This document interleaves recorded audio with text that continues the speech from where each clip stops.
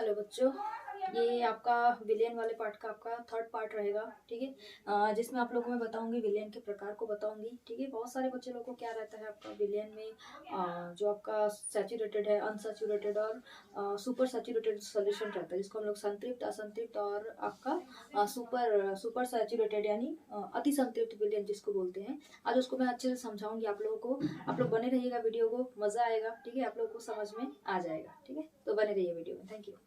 आपका क्या हो रहा है, देखिए विलियन का जो प्रकार है, इसके पहले वीडियो में मैंने विलियन बता दिया है, विलियन कैसा कैसा होता है। ठीक, आप लोग डिस्क्रिप्शन में जाके चेक करके वीडियो को देख सकते हैं। ठीक, देखिए असंतृप्त विलियन होता है। पहला आपका क्या है, असंतृप्त, जिसको हम लोग क्या बोलते हैं इंग्लिश में अनसैचुरेटेड विलियन या फिर अनसैचुरेटेड सॉल्यूशन बोलते हैं, असंतृप्त विलियन। देखिए आपका क्या होता है असंतृप्त विलियन। विलियन क्या लिखी हूँ मैं, विलय का स्तर से कम विलय घोला हो। ठीक है, मैं आप लोगों को विलेय और विलायक दोनों को ही बता दी हूँ, पिछले वीडियो में आप लोग चेक करके देख लीजिए एक बार। ठीक है, आपका विलेयता मतलब उस चीज को मतलब घोल पाने की क्षमता।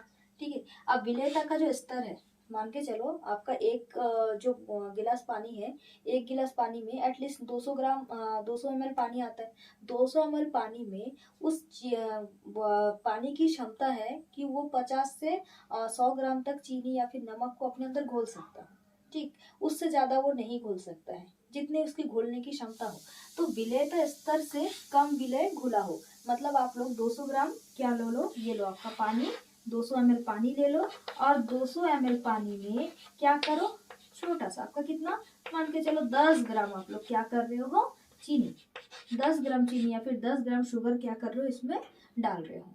तो इसकी जो विलेयता है, विलेयता मतलब घोलने की क्षमता, इसकी क्षमता इससे ज्यादा है। ये 50 से 70 ग्राम या फिर 100 ग्राम तक की चीनी को अपने अंदर घोल सकता है, लेकिन यहाँ पे हम लोग कितना डाल रहे हैं, 10 ग्राम डाल रहे हैं। तो ऐसा वाला जो सोल्यूशन है इसको हम लोग क्या बोलेंगे, असंतृप्त विलेयन या फिर अनसैचुरेटेड सोल्यूशन, जिसमें उसका जो विलेयता स्तर है, मतलब वो जितना चीज घोल पा रहेगा उससे भी कम चीज इस सॉल्यूशन में घुला हो।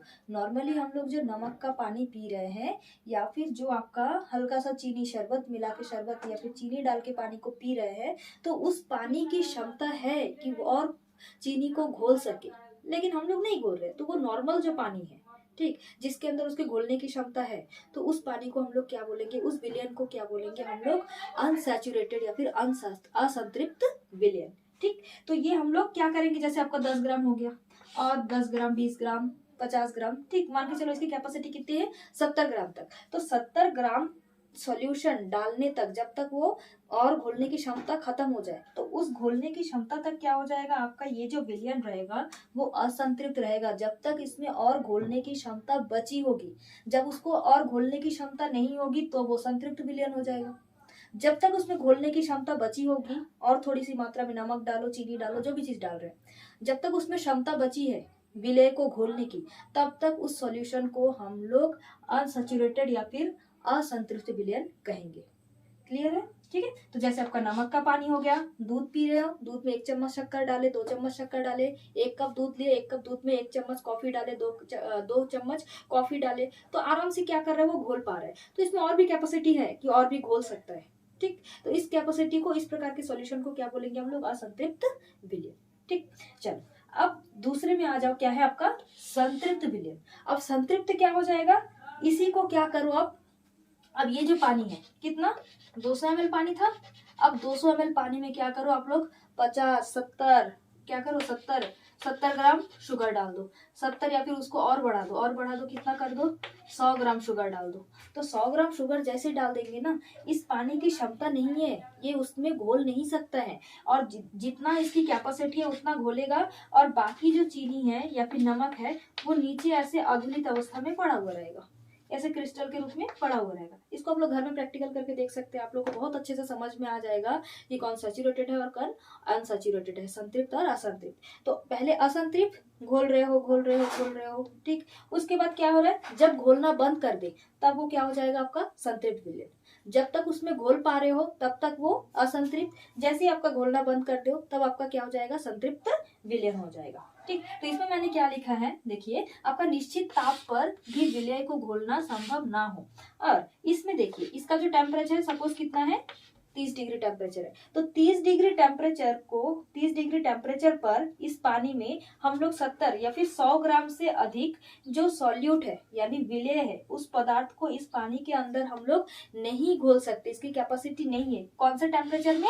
30 डिग्री टेम्परेचर में। तो यही चीज मैंने यहाँ पे लिखा है कि निश्चित ताप पर भी विलेय घोलना संभव ना हो, मतलब इस तापमान पे हम लोग और भी विलेय उसमें घोल नहीं सकते, इसकी कैपेसिटी नहीं है, वो नीचे क्रिस्टल के रूप में, दाने के रूप में पड़ा हुआ होगा। ठीक, लेकिन कंडीशन है इसमें अगर हम लोग टेम्परेचर हाई कर दे तो ये जो सॉल्यूशन है इसमें हम लोग और भी चीज घोल सकते हैं। अगर हम लोग टेम्परेचर हाई कर दे तो जैसे ही हम लोग टेम्परेचर हाई कर देंगे तो उसके बाद हमारा सॉल्यूशन क्या हो जाएगा?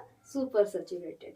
ठीक है, तो देखिए अब अति संतृप्त में क्या हो जाएगा? अतिरिक्त विलेय निम्न तापमान पर अघुलित होता है। समझ रहे हो? यहाँ पे जो सॉल्यूशन हमने छोड़ा, जो जिस तापमान पे 30 डिग्री तापमान पे ये और नहीं घुल सकता, इसकी कैपेसिटी नहीं है। नॉर्मली जो नॉर्मल रूम का टेम्परेचर रहता है, रूम का टेम्परेचर जैसे भी जितना डिग्री हो, 28 डिग्री हो, 30 डिग्री हो, तो हमारा पानी का टेम्परेचर भी वही आसपास रहता है। तो उस टेम्परेचर में हमारा जो पानी में हम लोग जितना चीनी घोल रहे थे वो चीनी और घोल रहे, वो नहीं घुल रहा है, वो क्रिस्टल के रूप में नीचे पड़ा हुआ है। ठीक, तो अब जो सोल्यूशन है उस सोल्यूशन को हम लोग क्या बोल रहे हैं? सैचुरेटेड यानी संतृप्त विलयन। अब इस विलयन को हम लोग ले जाएंगे किसके पास? हीट के पास। जैसे उसमें क्या करेंगे, हम लोग हीट देंगे, उसमें तापमान देंगे। उस गमला को उठाओ या फिर गिलास को उठाओ और क्या करो, आप लोग गैस में लगा दो और थोड़ा सा गर्म कर दो। हल्का जैसे टेम्परेचर आपकी 30 डिग्री से हाई होके 60 या फिर 70 डिग्री तक पहुंच जाता है उस विलयन का टेम्परेचर। तो उस टेम्परेचर में क्या हो जाएगा, ये जो नीचे क्रिस्टल था, किसका? चीनी का जो क्रिस्टल था, वो क्या हो जाएगा? इस पानी में, इतना सही पानी में, कितना ml? इस 200 ml ही पानी में ये सारा का सारा चीनी क्या हो जाएगा? इसमें डिसॉल्व हो जाएगा, इसमें ये चीनी पूरा का पूरा घुल जाएगा। तो ये जो सॉल्यूशन अब हमारा बना, अब इसको हम लोग क्या बोलेंगे? सुपर सैचुरेटेड अति संतृप्त विलयन। क्या लिखी हूँ? अति संतृप्त विलयन, जिसको हमने ज्यादा तापमान देके उस पानी के अंदर घोला है। लेकिन अगर इसका टेम्परेचर वापस से क्या करेगा? अब पानी को गर्म कर दिए, घुल गया है, लेकिन अब नॉर्मल रूम में रख देंगे, थोड़ा देर बाद क्या हो जाएगा? फिर से वो ठंडा हो जाएगा। टेम्परेचर जैसे ही आपका कम हो जाएगा तो वो जो आपका जो पानी में जो एक्स्ट्रा जो चीनी घुल गया था ना, जो दाना बचा हुआ था नीचे क्रिस्टल के फॉर्म में, जो एक्स्ट्रा वाला जो घुल गया था, अब वो एक्स्ट्रा वाला क्या हो जाएगा? वापस से फिर भी क्रिस्टल के रूप में वापस से क्या हो जाएगा? फिर से वो क्रिस्टल यानी दाने या फिर रवे के रूप में फिर से वापस नीचे जमा हो जाएगा। जैसे टेम्परेचर कितना डिग्री तक आता है? 30 डिग्री तक आता है। मतलब एक उच्चतम तापमान पे क्या हो जाएगा? ये घुला हुआ रहेगा। लेकिन जैसे ही वो निम्न तापमान पे आता है फिर से वो वापस से उस अघुलित या फिर नीचे क्रिस्टल के रूप में जमा हो जाता है। क्योंकि वाटर मॉलिक्यूल के पास जैसे हम लोग तापमान बढ़ाते हैं, वाटर मॉलिक्यूल के पास जगह बढ़ जाता है, उसकी काइनेटिक एनर्जी बढ़ जाती है, जिसके चलते वो ज्यादा से ज्यादा चीज को अपने अंदर घोल सकता हो। लेकिन तापमान कम रहने के बाद वाटर मॉलिक्यूल की काइनेटिक एनर्जी कम रहती है, उसके पास स्पेस कम होता है, जिससे वो ज्यादा से ज्यादा विलेय को अपने अंदर नहीं घोल सकता है। ठीक, तो इस तरह से आपका देखो जो असंतृप्त है, असंतृप्त का नॉर्मल पानी हो गया, पानी के अंदर नमक हो गया, दूध के अंदर शक्कर हो गया, दूध के अंदर कॉफी हो गया, जो भी चीज आप लोग नॉर्मल जिसमें और भी हम लोग घोल सकते हैं। ठीक, अब चाय पी रहे हो, चाय के अंदर हम लोग को जितना मीठा चाहिए हम लोग डाल सकते हैं, उसमें घोल रहे हैं क्योंकि दूध की कैपेसिटी है और चीनी घोलने की। तो वो जो दूध है, वो जो चाय है, वो हमारा क्या हो जाएगा? असंतृप्त विलयन। ठीक है, तो नॉर्मल जो नमक का पानी, दूध या फिर शक्कर का विलयन है, वो क्या हो जाएगा? आपका असंतृप्त विलयन यानी अनसैचुरेटेड सॉल्यूशन। अब उस पानी को, उस जो दूध व पानी के मिक्सचर को हम लोग क्या करेंगे? उसी टाइम हम लोग बैठ के क्या कर रहे हैं? और चीनी डाल रहे हैं, और चीनी डाल रहे हैं, और कॉफी डाल रहे हैं। तो क्या हो जा रहा है? एक निश्चित मतलब मात्रा के बाद क्या कर रहा है? वो नहीं घुल रहा है, वो नीचे क्या कर रहा है? जमा होते जा रहा है।